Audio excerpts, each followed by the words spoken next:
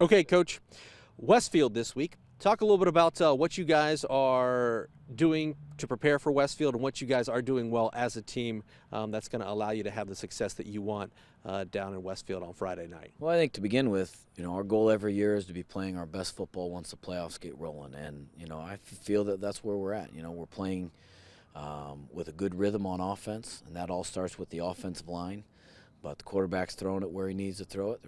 The ball carriers are running it where they need to run it, and the offensive line is blocking the scheme that the defense, is lining up in. What Michael has done at the quarterback job is get the ball to what the defense has given you. As they try to take different things away or try to address certain issues, he's able to recognize that and get the ball to where the offensive plan calls for. So we're kind of click on where we need to be on offense. And then on defense, everything starts with those guys up front and continue to do a good job all year.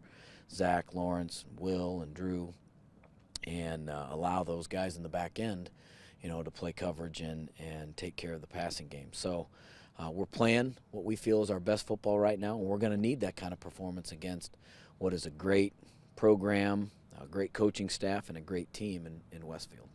Obviously, you guys won a state championship last year. How tangibly does that experience help? I mean, how do you see that experience help this time around with what is, a lot of returnees, but ultimately a different team? They know what it takes. They know how hard you have to work and how hard you have to play, how intense the focus and concentration has to be in times that are emotional, whether it be because the other team just did something really well or because you just did something very well.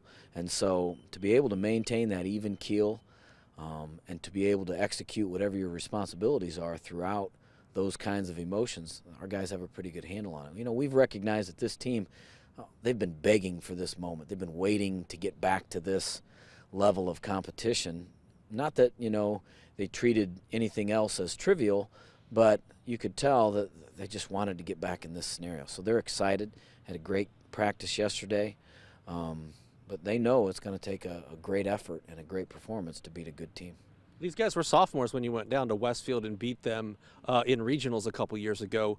What do they take away from that experience, and is there any crossover schematically that you can draw from that? That was kind of the I joke about it. That was kind of the Jesse Bates game where he was so huge for you guys. Absolutely, and great players make great plays in the biggest games, and that was one of his defining moments. He just took over the game in the third and fourth quarter and made the plays going down the stretch to allow us to win, along with other guys. Neandre Billingsley had a couple huge key runs. What's helped us is to be able to look at that film because we don't see teams around here that play them. We're not as accustomed to seeing them on film, but having to go back to our own scheme, our own way of lining up against the team we're going to play, because they're a successful program. They're not changed a whole lot, little tweaks here and there, but that's frame of reference is the biggest help. And a lot of guys like Money and Mac that played in this game, Dom Slaughter can talk to the guys about what it was like when they were down there. New stadium, it'll be a new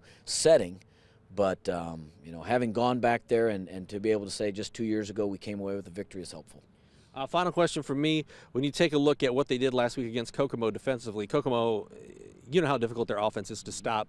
They only allowed them past the 50-yard line once in the game. So what do you guys have to do well offensively? What can you kind of try to take advantage of when it comes to playing against a Westfield defense that, as I mentioned, had a great effort last week against Kokomo? Well, they had a great effort because they've played great all year. I think they're the leading defense in that conference, which is a great football conference. They do a million things on defense. They line up a lot of different ways. They disguise coverages. They move guys. They stem during the cadence. They blitz. They drop 8 in coverage. I mean, you name a defense, and they, in some way, shape, or form, implement that. So a lot of that relies on our study leading up to it and our preparation and the plan that we have to be able to combat all of that. The kids have to study the film so they recognize it. But everything on offense for us is going to start, with the offensive line. We have to block their guys up front. We have to be able to recognize the different fronts and get into the right blocking scheme to combat that. And, the passing game as well. We have to hit guys that are open and take advantage of the things that they do give us. Anything else you'd like to add, Coach? Good luck to Concordia, Adams Central, and Garrett, and those teams that are still in it from this part of the town. I appreciate it.